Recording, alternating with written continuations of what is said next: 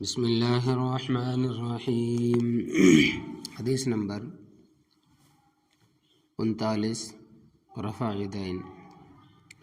حضرت عبداللہ ابن عمر رضی اللہ تعالیٰ عنہ سے روایت ہے کہ رسول اللہ صلی اللہ علیہ وسلم جب نماز شروع فرماتے تو تکبیر تحریمہ کہنے کے ساتھ دونوں ہاتھ مونڈھوں تک اٹھاتے تھے، اور جب رکوع میں جانے کے لیے تکبیر کہتے تھے، اور اسی طرح جب رکوع سے اٹھتے تھے تب بھی دونوں ہاتھ اسی طرح اٹھاتے اور کہتے سمیع اللہ لمن حمدہ ربنا لک الحمد، اور سجدے میں ایسا نہیں کرتے تھے۔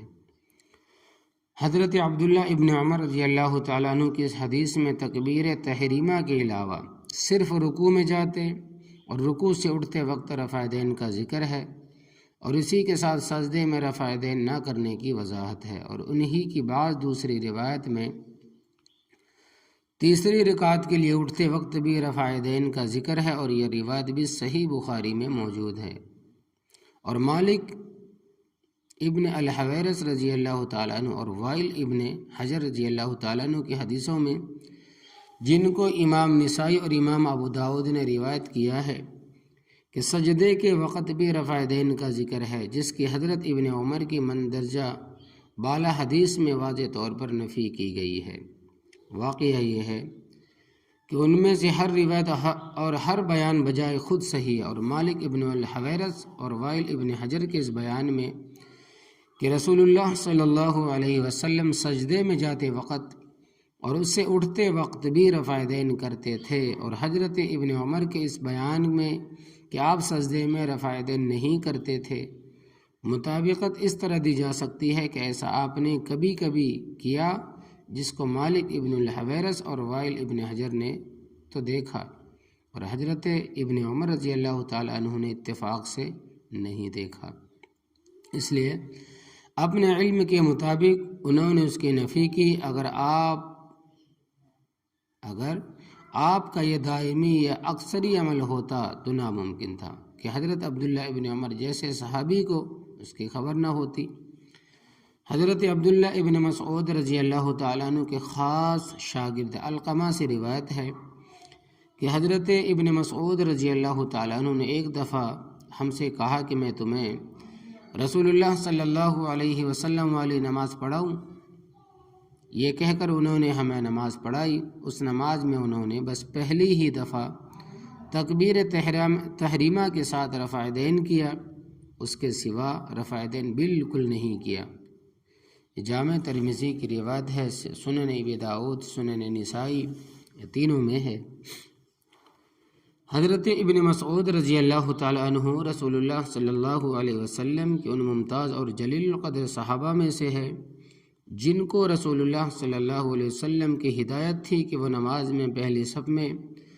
رسول اللہ صلی اللہ علیہ وسلم کے قریب کھڑے ہوں۔ انہوں نے اپنے شاگردوں کو دکھانے اور سکھانے کے لیے اہتمام کے ساتھ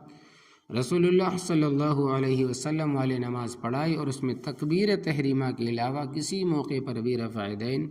نہیں کیا۔ حضرت ابن مسعود رضی اللہ تعالیٰ عنہ اس حدیث کی بنا پر یہ ماننا پڑے گا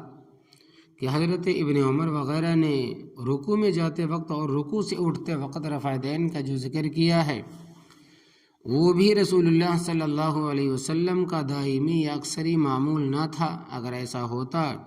تو حضرت ابن مسعود رضی اللہ تعالیٰ عنہ جو آپ کے قریب صف اول میں کھڑے ہونے والوں میں سے تھے، اس سے یقیناً واقف ہونے اور تعلیم کے اس موقع پر رفع یدین ہرگز ترک نہ فرماتے، ضرور کرتے۔ تو ان سب حدیثوں کو سامنے رکھ کر ہر منصف صاحب علم اس نتیجے پر پہنچے گا کہ رسول اللہ صلی اللہ علیہ وسلم کا معمول نماز میں رفع یدین کا بھی رہا ہے اور رفع یدین چھوڑنے کا بھی، یعنی ایسا بھی ہوتا تھا کہ آپ پوری نماز سوائے تکبیر تحریمہ کے کسی موقع پر بھی رفع یدین نہیں کرتے تھے، اور کبھی ایسا بھی ہوتا تھا کہ تکبیر تحریمہ کے علاوہ صرف رکوع میں جاتے وقت اور اس سے اٹھتے وقت رفع یدین کرتے تھے۔ حضرت ابن مسعود رضی اللہ تعالیٰ عنہ جیسے صحابہ نے آپ کی نماز کے مسلسل مطالعہ اور مشاہدے سے یہ سمجھا کہ نماز میں اصل رفع دین نہ کرنا ہے۔ اور حضرت ابن عمر رضی اللہ تعالیٰ عنہ جیسے بہت سے صحابہ نے یہ سمجھا کہ اصل رفع دین ہے۔ پھر رائے اور فکر کا یہی اختلاف تابعین اور بعد کے اہل علم میں بھی رہا۔ امام ترمذی رحمۃ اللہ علیہ نے حضرت عبداللہ ابن عمر والی رضی اللہ تعالیٰ عنہ والی مندرجہ بالا حدیث سند کے ساتھ نقل کرنے کے بعد اور حسب عادت یہ بتانے کے بعد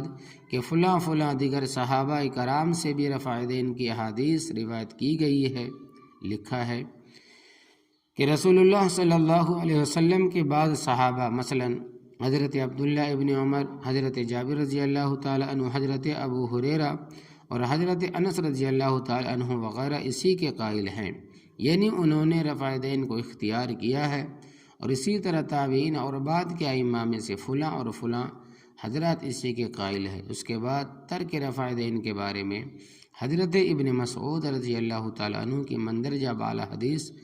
نقل کرنے کے بعد اور اسی مضمون کی برا ابن عازب کے ایک دوسری حدیث کا حوالہ دینے کے بعد امام ترمذی رحمۃ اللہ علیہ نے لکھا ہے کہ متعدد صحابہ اسی کے قائل ہے